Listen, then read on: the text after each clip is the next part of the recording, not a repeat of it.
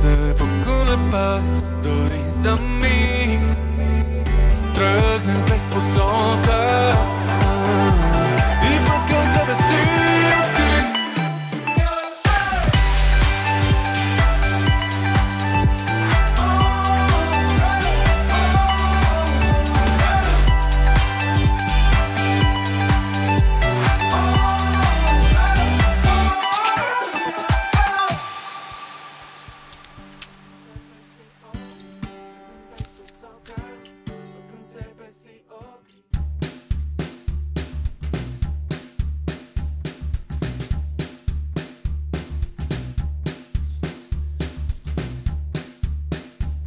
Правихме хамбара. Стас облече своята последна чиста тениска. Точно срещу нас, тази сграда тук, е кметството на селото. И всъщност половината кметство е магазин, който няма работно време. Правим някакво завойче и така. Мечтата ми да се возя в трактор май ще се изпълни. Видяхме един трактор на пътя. Как те прибирам? Тук имаш седалка. Ехе. Така се прави. Правим едно кръгче. Супер. Здравейте! Здрасти, мъце!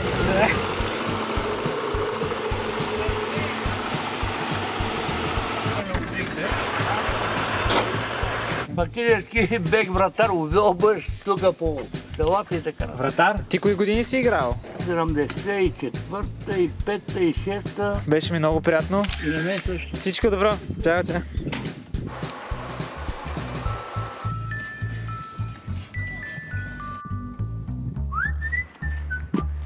Как сте?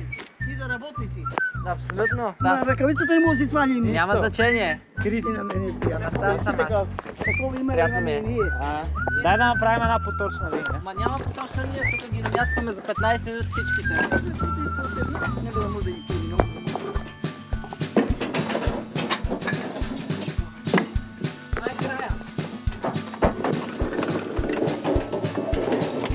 Каква работа ни свършихте, значи ние сме болни хора, едва дишаме.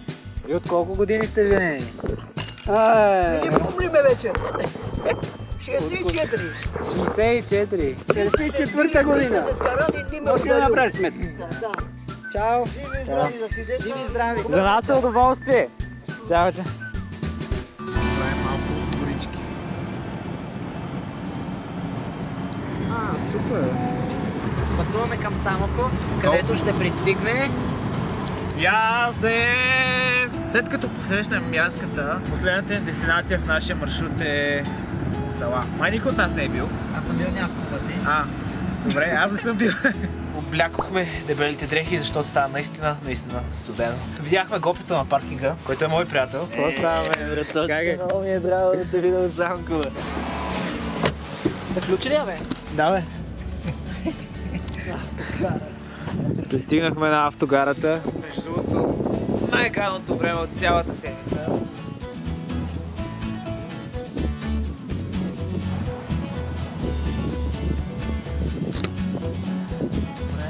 Това е ли аз къде ходи така? Яска! 7 градуса. Добре дошъл. Братле, 2 седмици минаха. Вече си актьор. Абе, Гопе, не можем ли да спим в хъба, бе? Може бе, братле. Аре да спим в хъба. Нямате спални чували. Имаме спални чували. Тета си имаме. И шалтета. О, си имаме много сте в хъба, брат. Идеята на хъба е отворено пространство за работа. С други думи, coworking. Тук няма вода, кенефа е заключен. Добре, къде ще си измиеш зъбите? Си купим 10 Не, сега ще нали има наганата такова. Много мерси. Да. Супер. Лека нощ, момчета. Аз ще така между някакво от бутилката. А ти снимаш така? Лека.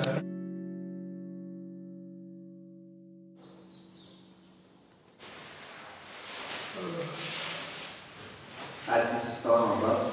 Бата не знам. Изи това ли? Как беше? Екстра. Беше мега. Верно. Студено ли е го? Не, беше супер топло. Ние спахме по потник. Чао, ние благодарим за всичко и до скоро. Скоро, да. Ще ядем, бе. Айде поеме. Горе го дават минус 7 градуса. Не е минус 7? Горе. Ще стигнеш ли? Пристигнахме Боровец и ни е студено. Мен пък ми е супер. Въобще не ми е студен.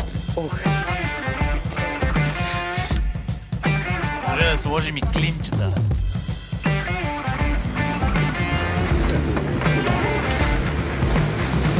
Няма връщане назад.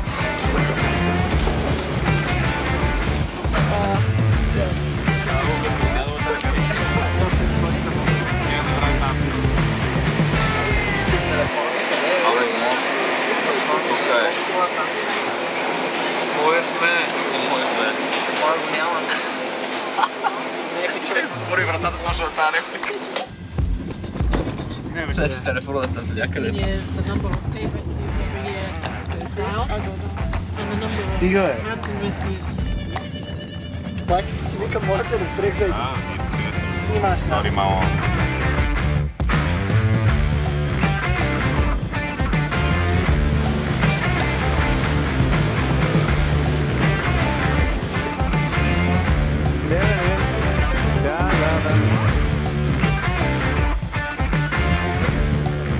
Аз има нарка.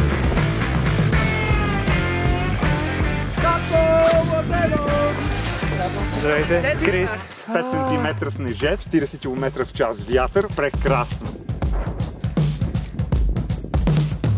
Терена още веднъж се смени.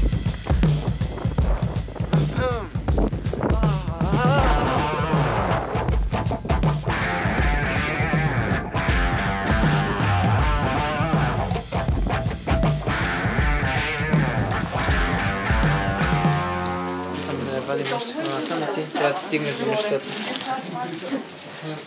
Готови ли сме? Готови сме. Последна отсечка. Чао.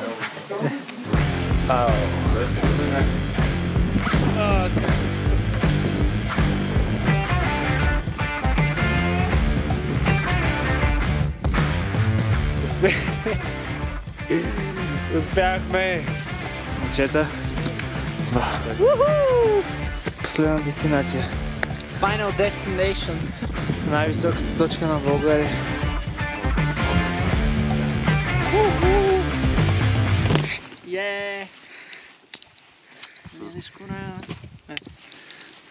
Vamos! A la playa. Добре, аре да... Vamos a la playa.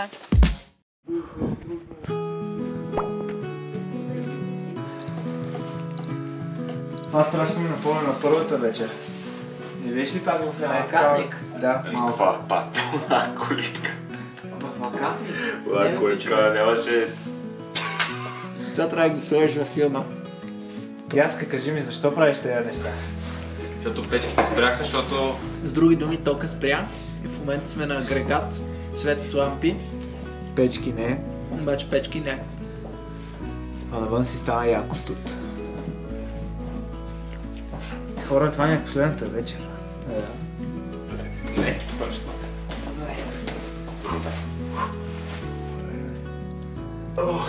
Чакай ми да се стопля. Достатъчно.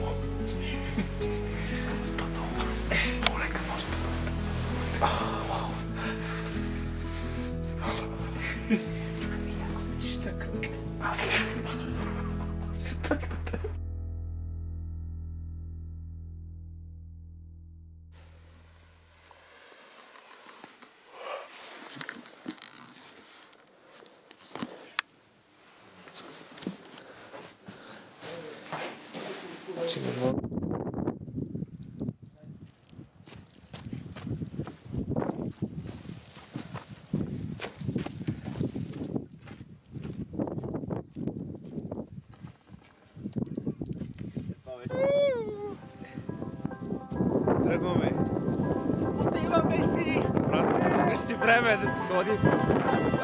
Колко?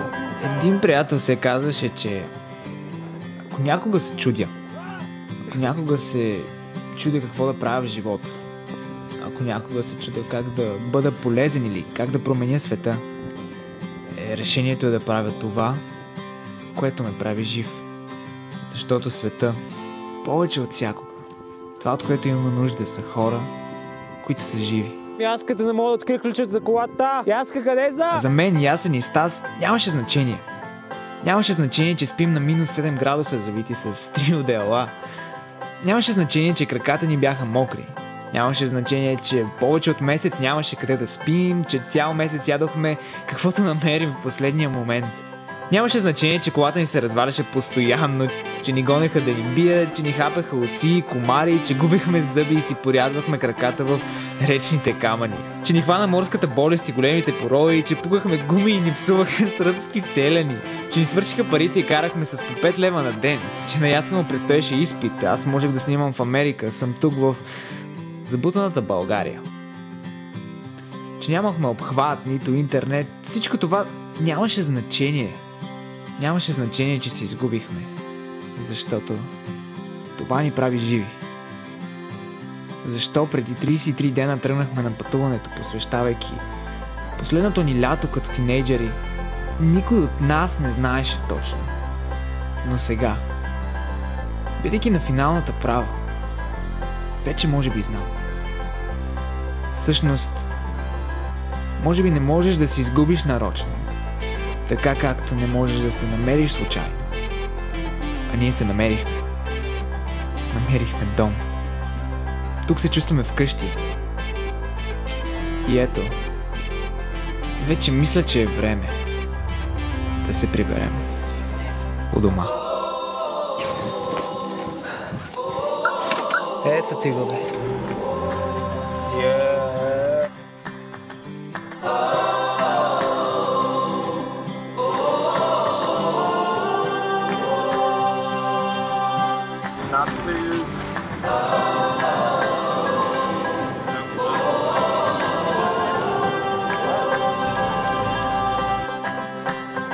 Аз слагам последната точка на пътешествието, за което мечтаях последните няколко години. И си мисля за първата нощ обратно вкъщи. Защо всичко изглеждаше различно, променено, едновременно еднакво? Кварталните улици са същите както преди, колите паркирани пред вкъщи са си същите, двора е същия и скърцащата порта е същата. Родителите ми са същите и брат ми е същия, моята стая все така разхвърляна. Миризмата на вкъщи си бе такава, каквато я помня. Всичко бе същото, само че се беше променило някакси. И тогава осъзнах. Да, всичко бе такова, каквото го оставих преди да тръгна. Но имаше нещо променено.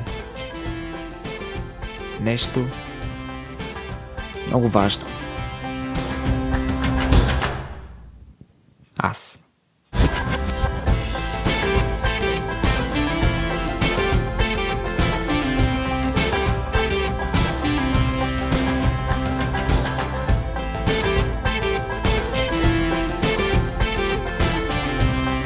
Ясен Атанасов.